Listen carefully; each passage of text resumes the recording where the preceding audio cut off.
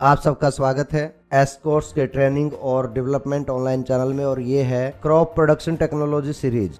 हमारे साथ हैं मिस्टर आर माधवन। ये एक खेती विशेषज्ञ हैं आपकी तरह, और साथ ही इनके पास 30 साल का अनुभव है खुद की खेती में सफलतापूर्वक। आज हम इनसे सुनेंगे एपिसोड पर जो आपको उगाते वक्त पौध संख्या दिखाएगा और साथ ही साथ कटाई और मार्केटिंग को। स्वागत है मिस्टर माधवन, आइए हम आपको सुनते हैं इस एपिसोड पर। धन्यवाद। मेरे ख्याल से हमने बहुत सारे एपिसोड्स किए हैं और हम खेती और मैनेजमेंट के क्षेत्र पर बहुत ही कम बता पाए हैं। आप कुछ एक को जानते थे, फिर भी मैं अपना अनुभव बता रहा था। और दूसरी चीजें, अगर मैंने कुछ दोहराया हो तो उसे आपको नजरअंदाज करके वो सुनना चाहिए जो आपको चाहिए। अब मुझे लगा पौध संख्या पर कृपया याद रखें कि अब तक आप बहुत सारे एपिसोड्स को देख चुके हैं, अलग अलग तकनीक और अलग अलग तरीकों इत्यादि पर। सब में पौध संख्या पर एकड़ में बहुत अहम भूमिका निभाती है। उदाहरण के तौर पर मैं मकई का उदाहरण लेता हूँ। कितने बीज उगा सकता हूँ वो बराबर होगा कि या मैं 1 एकड़ में कितने पौधे उगा सकता हूँ। हमने थोड़ी बहुत बात भूमि तैयारी पर की थी कि इसे किन किन तरीकों से कर सकते हैं। ट्रैक्टर के लिए बहुत सारे ऐसे काम जो हमारे खुद करने के लिए काफी कठिन होते हैं, उनके लिए ट्रैक्टर की मदद लेनी होती है। वो केवल मजदूर क्षमता को बढ़ाने के लिए ही नहीं, बल्कि निश्चित राशि को बढ़ाने के लिए भी, जो कि जरूरी है हमारे कल्चरल ऑपरेशन, सिंचाई, पेस्ट मैनेजमेंट, जो भी अभी तक बोला गया है। इसके लिए हमें सही तरीका चाहिए जो व्यवस्थित हो। फिर हम पौधा लगाएं, उसी के अंदर हमें बेहतरीन पौध संख्या लगानी होगी। अब खेत में एक पौधा पाने के लिए सबसे पहले आपको चाहिए उपजाऊ धरती। नंबर 2 बहुत जरूरी, पर ये आपको मुफ्त मिलता है, धूप। अब हमें इस धूप को पकड़ना होगा कुशलता के साथ, इसीलिए आपकी पौध संख्या व्यवस्थित होगी। आप अंतर नहीं रख सकते और बहुत ज्यादा पौधे भी नहीं लगा सकते, तो बेहतर पौध संख्या रखनी होगी। बेहतर पौध संख्या कैसे पता करें? मैंने बताया था 2 क्षेत्र बताए थे। एक, पौधे की कैनोपी को ध्यान में रखें। अगर ये एक बैंगन है तो आप जानते हैं कितना। मैं आपको एक बैंगन का खेत दिखा रहा हूं, मेरे स्क्रीन के बाईं तरफ बैंगन की फसल। तो कैनोपी क्या होगी जो ये लेने जा रहा है, ठीक। और मैं अपनी अगली स्क्रीन पर मक्के की फसल दिखाने जा रहा हूं। वो कितना लेती है, मतलब कितने पौधे हर एकड़ में। अब ये आपको एक अंदाजा दे देगी कि मैं कैनोपी के बारे में क्या बात कर रहा हूं। कैनोपी मतलब पत्ते वाला भाग, दोनों अलग हैं। उदाहरण के लिए अगर आपने बैंगन में ध्यान से देखा होगा तो मैंने 1 एकड़ में लगभग 4000 से 5000 पौधे ही लगाए हैं, जबकि मकई में 28,000। बहुत बड़ा अंतर है। तो कैनोपी को ध्यान में रखना होगा। नंबर 2, मिट्टी का उपजाऊपन।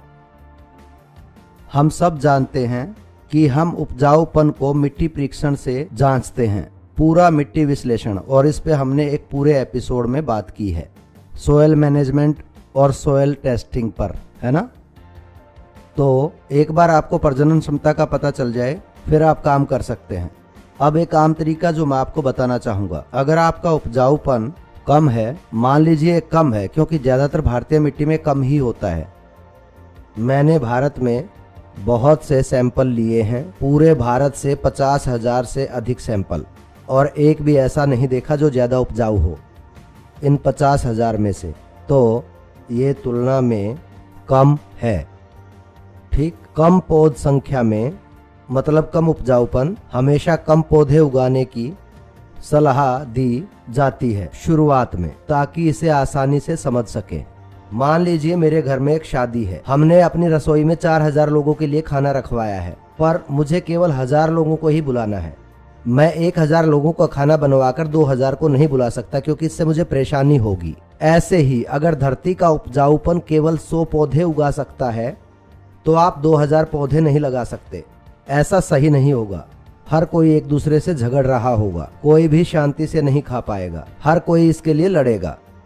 तो पौधे, इन आसान तरीकों को आपको ध्यान में रखना है। उपजाऊपन आपके पौधों की कैनोपी के हिसाब से, और ये उसको स्थापित करेगा। और यही कारण है कि भूमि की तैयारी, देखिए मैं इसे दोबारा भूमि की तैयारी से जोड़ूंगा। हम क्यों कहते हैं 30 60? हम एक पुराने ग्रामोफोन की तरह इसे बजाते ही रहते हैं, 30 60 30 60।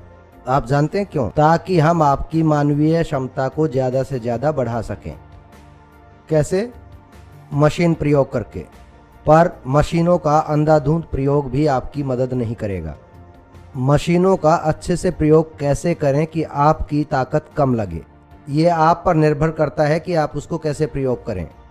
आपके पास अच्छे ट्रैक्टर और औजार हो सकते हैं, पर आपको प्रयोग करना आना चाहिए, नहीं तो ये ना होने के बराबर ही हैं।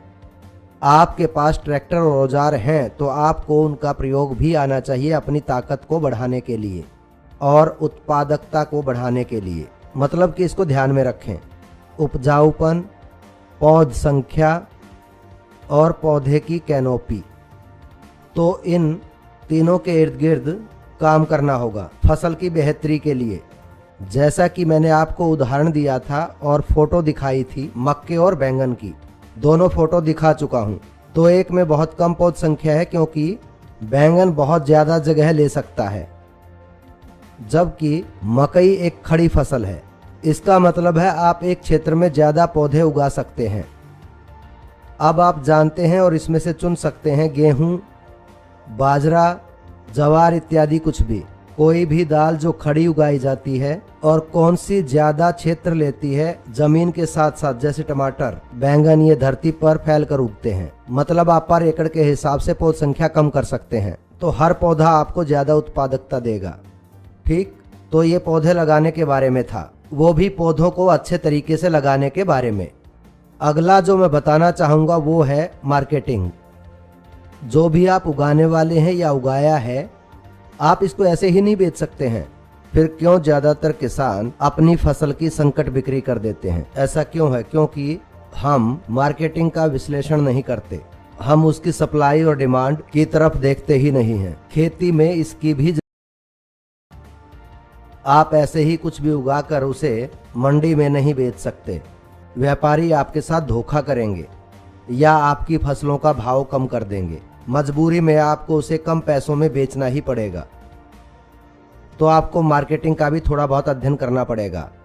इसके अलावा दुर्भाग्य से ये बहुत ही दुर्भाग्यपूर्ण और उदासीन, मैंने देखा है कि बहुत से, मेरे खुद के खेत में भी ये होता था। जब हम कटाई करते थे तब हम ग्रेडिंग नहीं करते थे, जैसे ग्रेडिंग होनी चाहिए उस तरह की नहीं होती थी। मान लीजिए मैं बैंगन लेता हूँ, शुरुआत में मेरे किसान, मेरी मदद करने वाले किसान जो खेत में मेरी मदद करते हैं, शुरुआत में 20-30 साल पहले वो क्या करते थे, वो गंदे वाले नीचे रखता था और उन्हें आधी बोरी में भर देता था और आधी बोरी में अच्छे अच्छे भर देता था।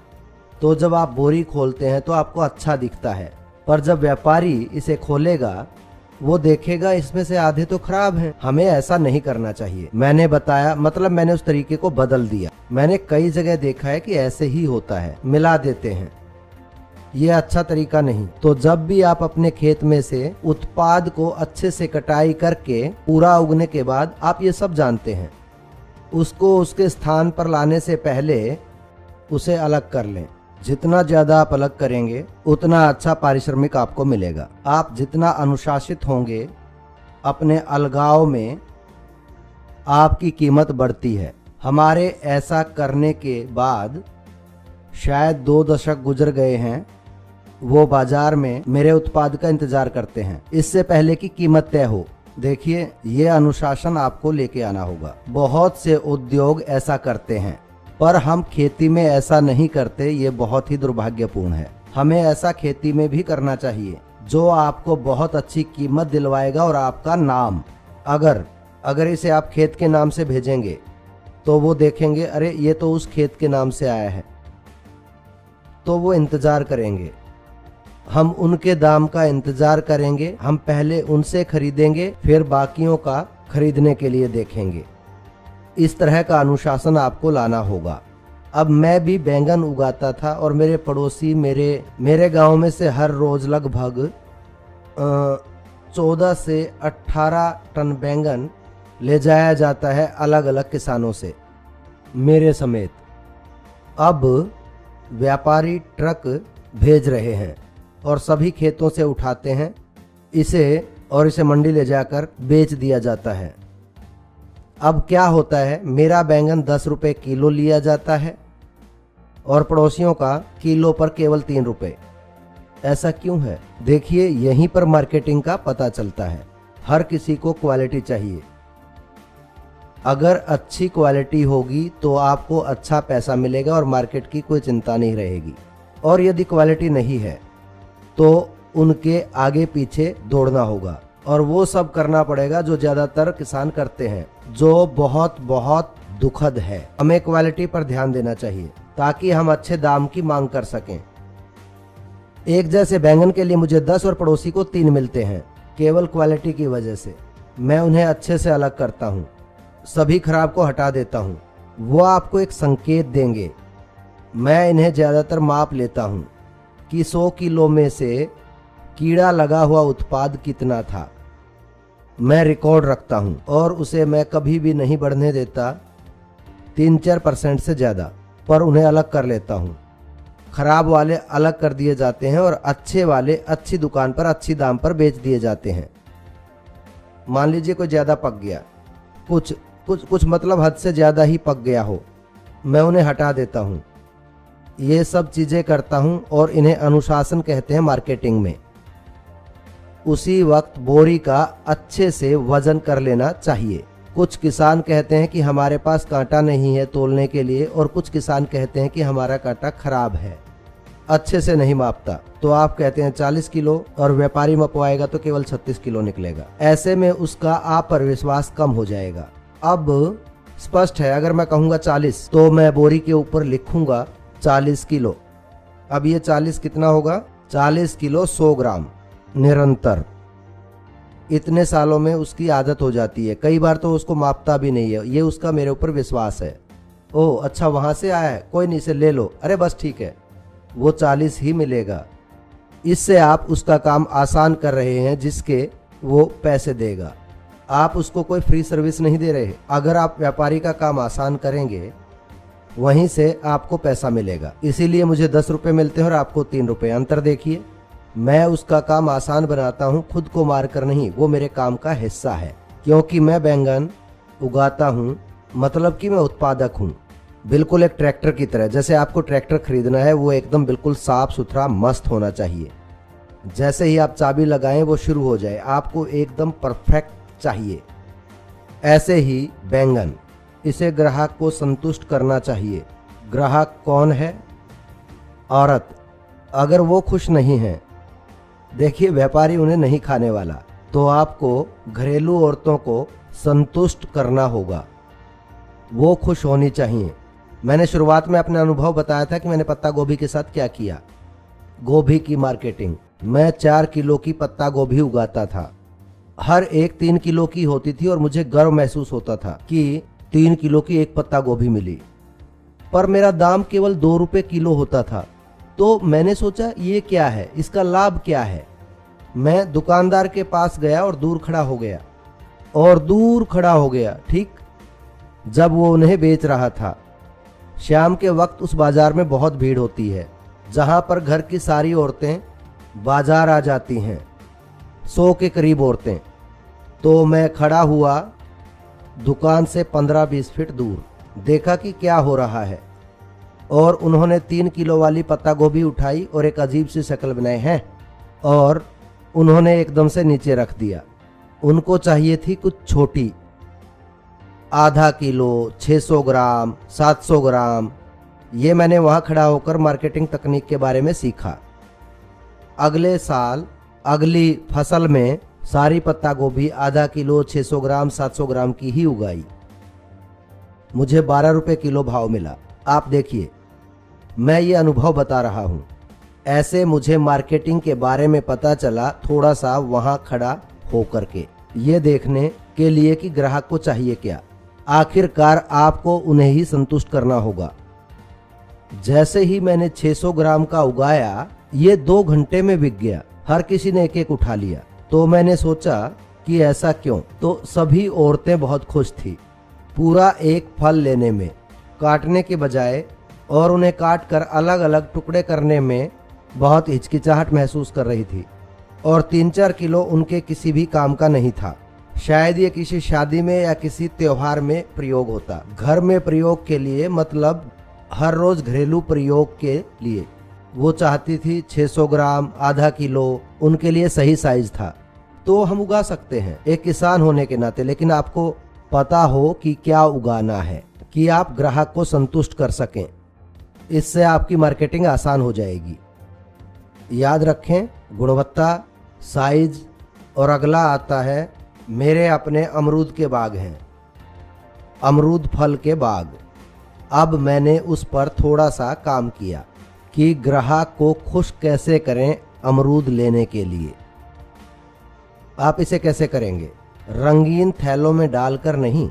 थैलों को अच्छे से सजाना ये कुछ काम आने वाला नहीं है, खास करके खेती के उत्पादों में। मैं बहुत सारी चीजें पढ़ रहा था, आपसे साझा करूंगा अगर आप इन्हें जानना चाहोगे तो। अमरूद का मीठापन लोगों को ज्यादा खरीदने देता है। तो अमरूद की मिठास आती है आपकी धरती की न्यूट्रिएंट वैल्यू से, और वो पोटैश से किया जाता है। तो देखिए, ये केवल पोटैश डालने से मतलब नहीं है। आपको पोटैश अपनी फसल के लिए रखना होगा, सही फसल पर, सही खिड़की पर और सही टाइम पर, तो जाकर मिठास बढ़ती है। तो हमारे पास एक मीटर है जो बहुत सस्ता, सरल, इसे कहते हैं ब्रिक मेजरिंग मीटर। मैं साइड में एक तस्वीर दिखा दूंगा कि ये कैसे काम करता है। एक छोटा गैजेट, ये बहुत ही छोटा गैजेट है, बहुत ही छोटा, टॉर्च की तरह है। अब आप इसका क्या करेंगे, तो आप माप सकते हैं कि ब्रिक्स कितनी है। ब्रिक्स है मिठास, यानी कि आपके उत्पाद की मिठास कितनी है, वो मैंने मापा और उसे एक जैसे लेवल पर रखा। वो हमारा मुंह सर्टेन वैल्यू को पसंद करता है। तो मैंने एक आदमी पर आजमाया। मैं उसको अपने खेत में लाया और मैंने उस अमरूद को विशेष रूप से काटा। तो मैंने उसे देखा, वो उस अमरूद को खाता रहा और दूसरे वाले को नजरअंदाज करता रहा। ये इंसानी प्रवृत्ति है। पर दूसरे वाला बहुत ही मीठा था। दूसरे वाला अमरूद जो रखा था, मैं जानता था कि वो कहाँ से आया है। वो कम उपजाऊ मिट्टी से था। आपने देखा उपजाऊपन। मुझे बुरा ना लगे इसलिए उसने एक टुकड़ा उठा लिया, फिर उसने उसे एक तरफ रख दिया और ए नंबर की प्लेट से खाता रहा। क्योंकि प्लेट्स कहाँ से थी, बस मैं एक एक्सपेरिमेंट करना चाहता था कि ये आदमी इस पर कैसा बर्ताव करेगा। तो मैंने देखा कि 10.5, 10.11, वो आदमी पागल ही हो गया। वो एक बारी में 4 अमरूद खा पा रहा था। तो यहाँ से मैंने अपनी मार्केट बढ़ाई। अब मैं शुरू करूंगा 10.5 से 11 के बीच उगाना अपने ब्रिक्स कंटेंट को। वो पागलों जैसा हो गया। फिर क्या होता है, दुकानदार सीधा यहाँ आया मेरे खेत में। उसने कहा, मैं आपके सारे अमरूद खरीद लूंगा जितने भी आप उगाएंगे। मैंने कहा हाँ, पर अब मेरा भाव 10 रुपए नहीं है, 20 रुपए है। देखिए, आसान मार्केटिंग। और उसने कहा नहीं नहीं कोई दिक्कत नहीं। उसने कहा मैं एडवांस दूं। मैंने कहा नहीं, जब आप इसे खेत से ले जाएं तब पैसे दे देना, पर मेरा ये दाम है। देखिए, अब किसानों को थोड़ा सा समझदार भी होना होगा मार्केटिंग में, और उसके लिए आपको मौजूदा तकनीक का प्रयोग करना होगा। तो इसे कैसे करें? आपको लोगों को धोखा नहीं देना है। देखिए, मैं धोखा नहीं दे रहा, आप अच्छा उगा रहे हैं। ऐसे ही आप इसे कैसे बनाते हैं मैं आपको दिखाने वाला हूं। एक बैंगन जो 1 किलो का बैंगन है। रायपुर क्षेत्र में, मैंने रांची में काम किया। रांची के कुछ किसानों के साथ मैंने काम किया। वहां की लोकल नस्ल थी, लगभग 1 किलो का था ये बड़ा बैंगन, हरा बड़ा बैंगन। मैं बीज ले आया। मैंने सोचा मैं इसे कैसे करूं। जैसे ही लोगों ने बैंगन को देखा, उन्होंने नहीं खरीदा। हाँ, नहीं, हमें इतना बड़ा नहीं चाहिए। तो मैं अपने उस 1 किलो वजन वाले बैंगन को पड़ोस की पिज़्ज़ा की दुकान पर ले गया। आप सब पिज़्ज़ा जानते होंगे। उस दुकान पर ले गया। मैंने उससे पूछा क्या आप बदल सकते हैं? वो उसमें मैदा मिला रहा था। मैंने कहा क्या आप मैदे की जगह इस बैंगन को डाल सकते हो आटे में? कृपया करके थोड़ा बहुत बैंगन। एकदम से बोला नहीं नहीं नहीं। मैंने कहा मैं तुम्हें पैसे दूंगा। मैंने कहा इसके लिए मैं आपको पैसे दूंगा और आपसे इसे खरीद भी लूंगा जो भाव में आप देंगे। तो बोला ठीक, क्योंकि ना उसको कोई नुकसान हो रहा है ना कोई फायदा। तो मैंने 2 बैंगन में से 7 इंच के 8 टुकड़े बनाए। तो मुझे लगभग 8 टुकड़े मिले पिज़्ज़ा के। मैंने कहा अब ये पिज़्ज़ा तैयार है, आप इस पे मक्खन वगैरह लगा के अच्छे से इसे तैयार कर दो। उसने सजाया। मैंने उसे खाने को कहा। मैंने उस बनाने वाले से कहा कि एक तुम भी खाओ। हर किसी को खिलाया अपनी कीमत देकर। मेरा बैंगन, मेरा उत्पाद, मैंने पैसे दिए और मैंने उन्हें कहा खाओ। ये बहुत अच्छा बैंगन हो गया, साथ में नरम भी, और सारा मक्खन उस पर पिघल कर और सब कुछ उसी में। वो बोला सर क्या आप अपने बैंगन मुझे सप्लाई करेंगे? हम कुछ भी खरीदेंगे। मैंने भी कहा एक बैंगन का 100 रुपए। आप मार्केटिंग देखिए, मैं साझा कर रहा हूँ, ऐसा हुआ है। तो अब मैं क्या करूंगा, इसकी बजाय मैंने क्या किया, मैंने ये टुकड़ा भेजा और 7 इंच डायमीटर के 4 इंच चौड़ाई के टुकड़े मुझे मिले। दूसरे उनका कोई आकार नहीं था। बिना आकार वाले बैंगन निकाल कर मैंने दुकान वाले को फोन किया कि तुम 5 रुपए का एक ले जाओ और इसे जाकर सांभर में डाल दो, क्योंकि आपको बैंगन को काटकर सांभर में ही डालना है, क्योंकि आपको 7 इंच का डायमीटर नहीं चाहिए और 1/4 मोटाई बैंगन भी तुम्हें नहीं चाहिए। जो बैंगन चाहिए आप यहाँ से ले लो। तो पिज़्ज़ा वाले से जो बैंगन बच गए वो दूसरी मार्केटिंग के लिए चले गए। जो होटल है, पदार्थ साफ सुथरा है, बीच वाले का दाम है 100 रुपए और बचे खुचे का जो मिला वो 5 रुपए। इससे ज्यादा आप क्या चाहते हैं? अगर मैं एक पौधे से 5 बैंगन उगाता हूँ, एक पौधे से मुझे 500 मिले और मेरी लागत केवल 10 रुपए थी। आप क्या चाहते हैं? हाँ, ये तरीके होते हैं मार्केटिंग के। बातें मैं आपको बता रहा हूं ताकि आप भी ऐसे कर सकते हैं। किसान बहुत समझदार होते हैं, वो ऐसा कुछ भी कर सकते हैं। ऐसा नहीं है कि वो ऐसा नहीं कर सकते, पर उनको इस तरह के मौके नहीं मिलते, नहीं तो वो और किसी से भी बहुत ज्यादा समझदार हैं। मैं इस बात से बिल्कुल सहमत हूं। धन्यवाद। हम बहुत सारे प्रश्नों के साथ आगे बढ़ते रहेंगे। बहुत धन्यवाद सर, आज का ये सेशन बहुत ही बढ़िया था। मैं कहूँगा ये बिल्कुल आंखें खोलने वाला था। ये सब हमारे सामने थे पर हम इन्हें छोड़ रहे थे। आपने बताया उत्पाद को मंडी में कैसे बेचें। ये बहुत आसान है पर बहुत ही जानने वाली चीज। मैं कहना चाहूँगा हर एक किसान जो भी इस वीडियो को देखेगा, यकीनन वो 100% नहीं बल्कि 200% लाभ उठाएगा। बहुत धन्यवाद सर, और आपका दिन शुभ रहे। धन्यवाद।